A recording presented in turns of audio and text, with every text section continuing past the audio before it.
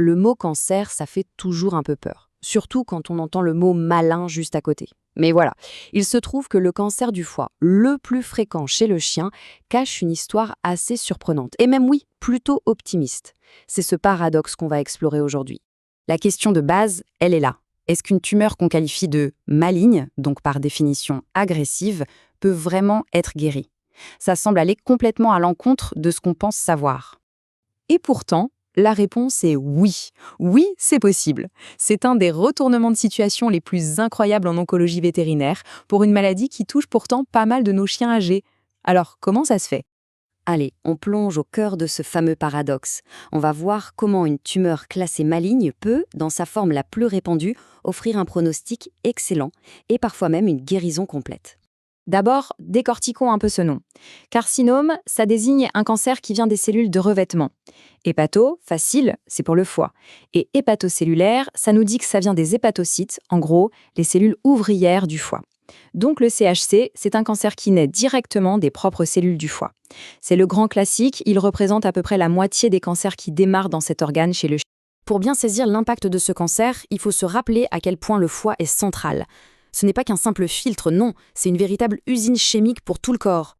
Le foie gère absolument tout.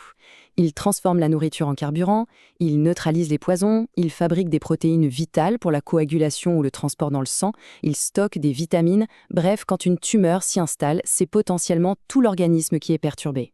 Et un point vraiment crucial à retenir, le CHC, c'est une maladie de chien âgé. L'âge moyen au moment du diagnostic, c'est entre 10 et 11 ans. C'est donc une préoccupation majeure pour quiconque vit avec un compagnon qui prend de l'âge.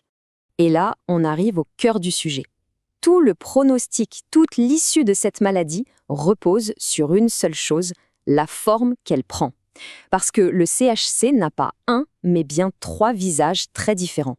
Ce qui est fascinant, c'est cette répartition. On voit bien que la forme dite massive est de loin la plus fréquente, plus d'un cas sur 2. Et ça, c'est un détail absolument fondamental. C'est la clé de tout le paradoxe. Les autres formes, la nodulaire et la diffuse, sont bien moins courantes. Alors, c'est quoi la différence concrètement? La forme massive, c'est une seule et unique grosse boule, bien localisée dans une partie du foie. Elle grossit sur place, oui, mais elle a très peu tendance à s'échapper pour aller coloniser d'autres organes. À l'opposé, les formes nodulaires et diffuses, elles, sont déjà partout, soit plein de petites tumeurs dans tout le foie, soit une infiltration générale de l'organe. D'un côté, on a une cible unique. De l'autre, un ennemi qui est déjà disséminé. Bon, maintenant, comment est-ce que les vétérinaires mènent l'enquête pour identifier ce coupable et surtout, pour savoir à quelle forme ils ont affaire? C'est un peu comme une investigation. On part de vagues soupçons pour arriver à des preuves solides. Le premier vrai défi, c'est que les symptômes sont très discrets et ils arrivent tard. Le foie a une capacité de réserve juste énorme. On parle de fatigue, de perte d'appétit, l'animal boit un peu plus, des signes très vagues qu'on pourrait mettre sur le compte de la vieillesse. Souvent, le signe le plus parlant, c'est un ventre qui se met à gonfler à cause de la taille de la tumeur. C'est pour ça qu'un bilan de santé régulier est si précieux. Le parcours pour poser le diagnostic est assez logique. Tout commence par un examen clinique et une prise de sang, qui peuvent déjà montrer des anomalies au niveau des enzymes du foie. Mais l'étape qui change tout, c'est l'imagerie. C'est elle qui va permettre de voir la masse et surtout de révéler sa forme. La confirmation finale, elle, viendra de l'analyse d'un petit bout de la tumeur. Pour l'imagerie, il y a 2 outils principaux. L'échographie, c'est le premier coup d'œil. Elle confirme qu'il y a bien une masse et donne cette première idée cruciale de sa forme. Mais pour le chirurgien, le scanner, c'est la référence absolue, le gold standard. Ça lui fournit une véritable carte routière en 3D de la tumeur, des vaisseaux sanguins autour. Ça permet de planifier l'opération au millimètre près. On arrive maintenant au dénouement de cette analyse, le moment où le paradoxe du début se résout complètement. Au final, tout est une histoire de forme. Le traitement, le pronostic, l'espoir, tout, absolument tout dépend de l'architecture de cette tumeur. Et c'est là que tout s'éclaire de façon spectaculaire. Pour la forme massive, une opération chirurgicale est souvent curative. On parle d'une survie moyenne de plus de 4 ans.